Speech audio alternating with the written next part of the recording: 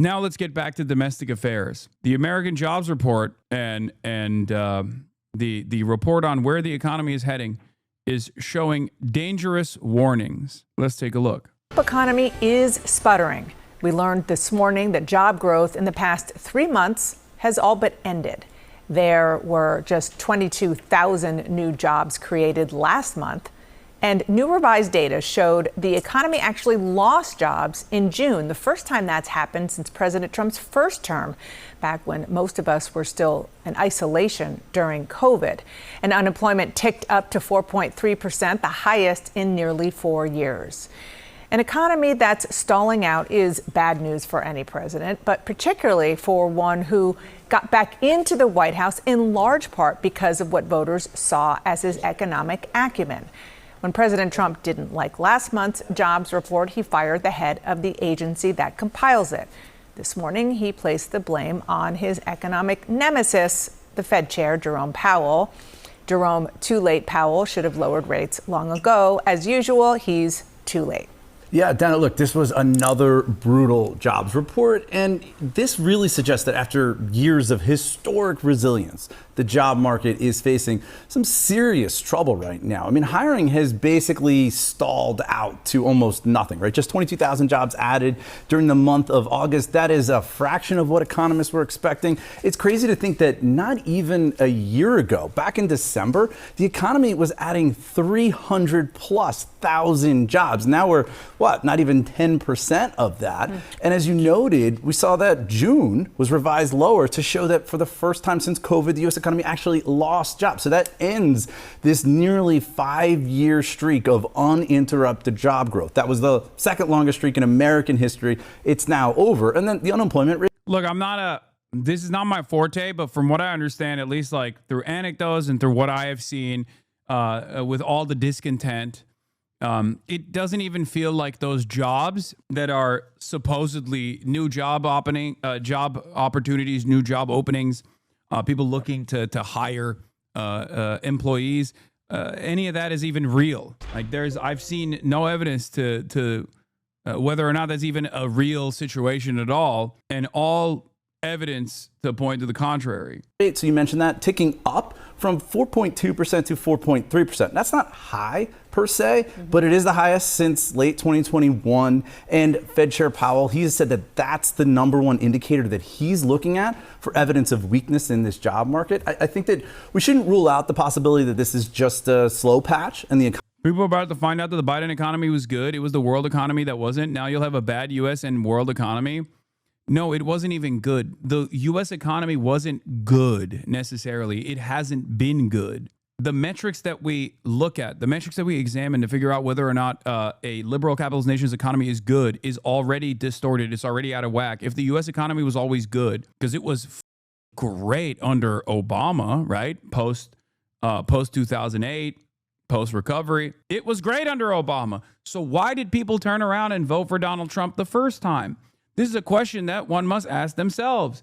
It's one that I keep repeating. And that is precisely because that economy wasn't working for many Americans already. That economy already wasn't working for many people. And that's why they wanted to hatch it through the system, through the establishment.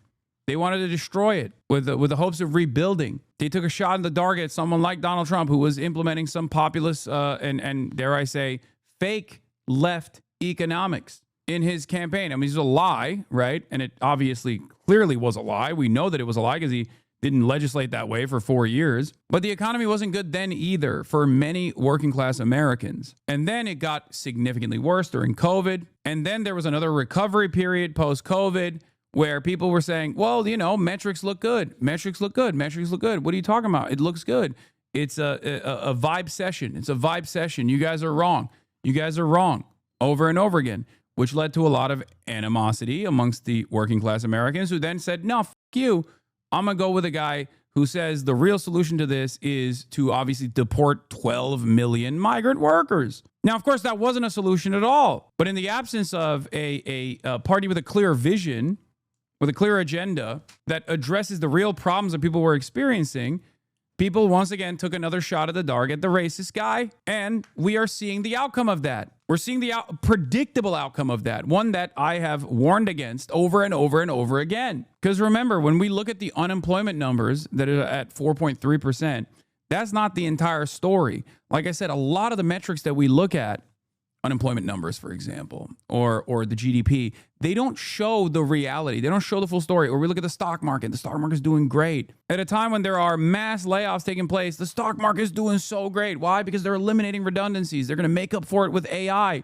Is that good for you? You just got fired. No, it's horrible for you. But the stock market is doing well. Okay, well, it exacerbates the income and wealth disparity in this country that causes people to be even more angry, be more mad, demand answers, demand restitution. The goal for someone like myself is to get those people to understand that it's not about deporting Guatemalan and Mexican migrants. That is not going to solve their situation at all, because it's not a Guatemalan migrant that owns your home, that is your landlord. It's not a Guatemalan migrant that is at the board of this corporation that you work at that refuse to offer you better benefits, that refuse to give you the back pay that you deserve, that is yours by law. It's your bosses, it's the capital owners, and it is the duopoly that finds bipartisan consensus when it comes down to things that impact you and your loved ones in the most meaningful ways. It's their lack of interest in changing those structural forms of inequality, structural forms of violence that you experience. The affordability crisis being one of the simplest terms to help you understand. So of course, it's creating a lot of panic right now. You got people saying, look, hiring plans fell to the weakest level of any August on record, and intended job cuts mounted amid broader economic uncertainty, according to outplacement firm Challenger, Gray & Christmas. U.S.-based companies announced in August plans to add 1,494 jobs, the fewest for the month in data going back to 2009. Of the 30 industries tracked by Challenger, hiring plans were concentrated in aerospace and defense, industrial goods, and retail. Announced job cuts jumped from a year ago to almost 85,980 and marked the largest August total since 2020. Excluding the impact of the pandemic, the number was the highest for any August since the Great Recession in 2008. Spencer Kimian says, you don't realize how weak the economy is right now. If you have a job, hold on to it for dear life, because if you get fired, it's going to take you years to find another one. But the stock market's doing well, right? I mean, it's hot, right? It's good. We're doing great. Here are all of the areas of loss for the record. There's a chief economist for the Navy Federal and a columnist at the Washington Post, Heather Long, says the labor market is going from frozen to cracking. Look at how many industries have lost jobs in the past 3 months. Mining lost 13,000. Construction lost 10,000. Manufacturing lost 31,000. Information lost 15,000. Business and professional lost 51,000. Federal government lost 34,000. Finance has zero job gains. The U.S. job market is almost entirely dependent on healthcare. That is not healthy for the economy. And it's especially fucked up because these were the key sectors that Trump was seeking to boost with his tariffs agenda, right? That was the plan, right? It turns out it's actually impacting. Another problem here is not only just a tariffs regime that is causing too much instability, but another problem here is also the deportations. These are sectors that have relied on undocumented labor. The proper protocol here should be to document those workers, but instead, the Trump administration has placed the crosshairs upon them and is making it seem as though they are the reason for why Americans are struggling, Americans are suffering. And they're taking these militant actions against these people, and it's actually cooking the fucking companies. If you were to recognize that these are just regular workers, okay, instead of just like adding on the fact that they don't have the documentation or the proper clearance or whatever, okay, because again, that's a matter of just paperwork, right? If you go in and you say you're going to deport like tens of thousands, hundreds of thousands, if not millions of people from the labor force in specific sectors, don't you think that's going to cripple the economy? Of course. Even if these guys are like invested in hiring American citizens to make up for the lack of labor, you're firing a bunch of trained employees that have been working in these sectors for years and years and years. Of course, that is going to cause tremendous instability, if not full-blown collapse. And that's where we are. Good. No more quiet quitting or bouncing around to different jobs for these young people. They will be forced to work on the farms. Dude, you are so dumb. And it's going to be kind of funny when, you just don't have any food that you can purchase at the grocery store because you just fantasize about some totally, utterly irrelevant, made up reason for why the economy is on fire right now. The construction industry has been facing growing labor shortages for years as the workforce ages and fewer Americans seek to work in physical labor jobs. Add to that Trump's stripping legal status from 1 million workers plus mass deportations, things are going to get ugly. At the start of the year, the nation's largest trade organization for contractors projected that they would need to attract an additional 439,000 workers this year just to keep up pace with new construction projects. Yet, as of today, the industry is losing workers. And I said this before, it's not that there aren't available jobs. You can just make new jobs. You can do a federal program. You can do a federal jobs program. There is obviously need for more housing, for example. You could just be building houses with a federal jobs program with good pay, a decent salary, good compensation, good benefits.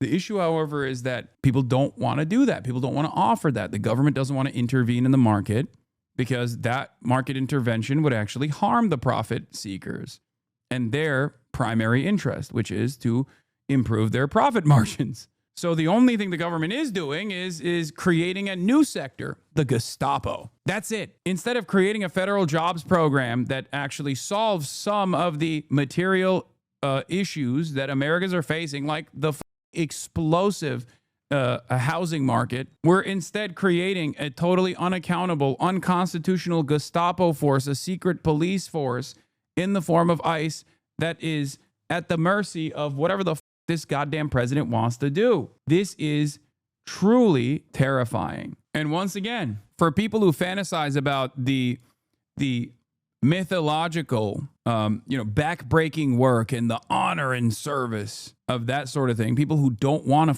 to work in those fields at all, people who don't want to work in construction at all, that just like simply say these things from the outside, don't realize, because they've never had a relative that has worked in construction, that has worked in a factory floor. Those people don't want their next of kin to also go into that same sector because they have suffered for years and years. They f*** their backs up. That's the whole reason. They don't want other people to do that. They have been destroyed in the process of doing that. None of these people actually want to do these jobs anyway. So those who actually do take on these backbreaking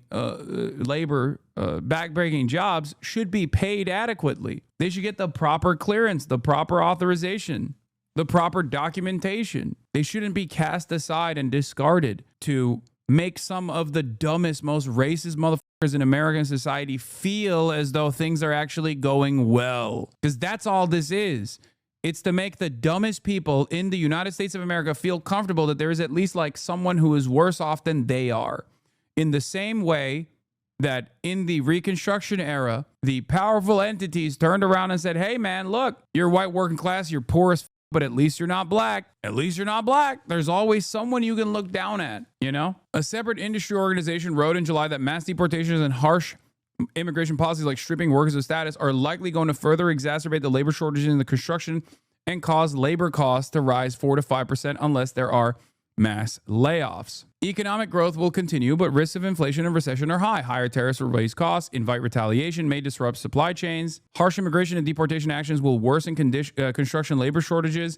Expectation of larger deficits may push interest rates higher. Who could have told you that this was going to inevitably happen? I did, and I'm a dumbass. I'm a fucking stupid ass Twitch streamer. How the fuck was I able to see this ahead of time? How the fuck was I able to warn against this ahead of time when Trump was saying he was going to do this when he was running for office? I said this is only going to worsen the situation overall. It's not only cruel and unusual punishment for no real reason whatsoever other than to satisfy the urges of some of the dumbest races on the planet, because that is a great distraction for the administration to not actually address the material harms that they are experiencing, because those material harms would require to shut off the money faucet to mega corporations and harm their profit margins, right?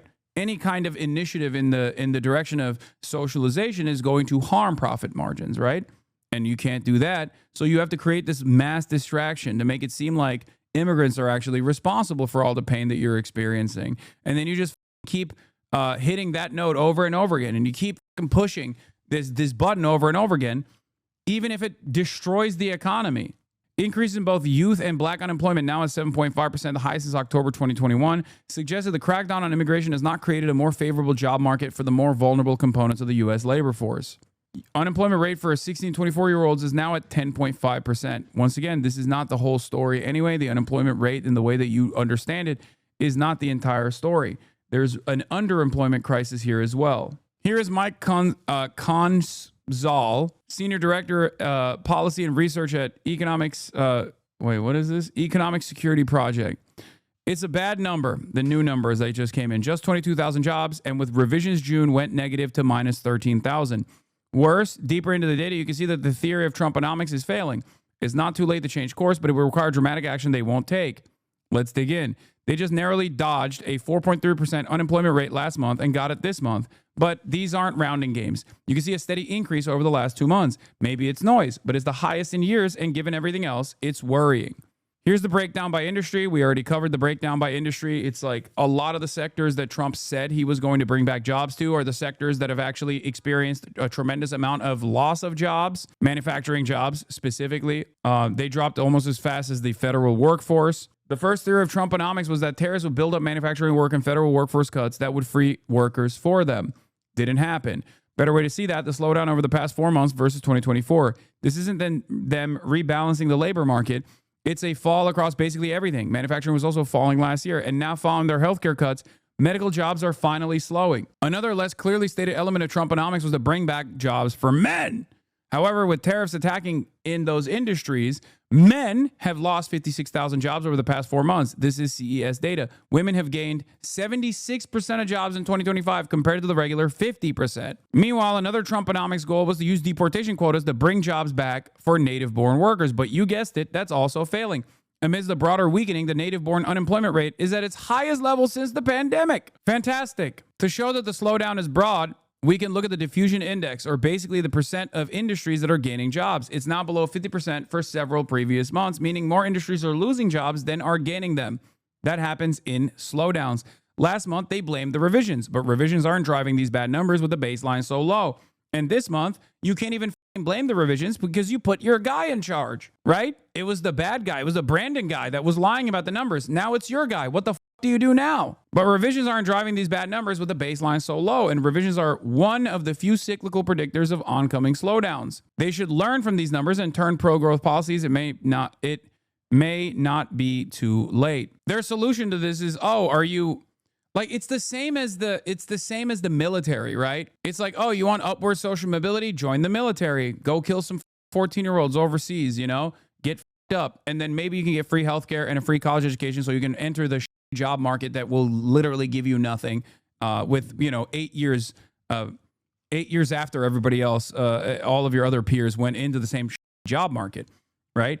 And now we're literally turning that in to a domestic military force that is also unaccountable, just like the foreign military force that we have that is completely unaccountable because it's a foreign invading force, right? And that's where we're at. That is where we're at. We got ICE. ICE is the only way that you can get a honest pay for an honest day of work. And that honest day of work is what? Terrifying random ass Americans, okay? Terrifying random Americans, kidnapping people at their court hearings instead of allowing them to get proper clearance to work in this country after they have done so for a decade plus. Fantastic. You're becoming a Gestapo force and turning around and creating concentration camps. That's the areas of growth. Those are growth sectors now.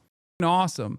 Meanwhile, this dipshit is also chirping from afar. Looks like we lost India and Russia to deepest, darkest China. May they have a long and prosperous future together. President Donald J. Trump. Everything around us is unwinding and falling apart. Can rebound from here, right? I mean, job market's been so resilient for so long, but clearly this is another major challenge. And I think the warning signs in the economy are really piling up.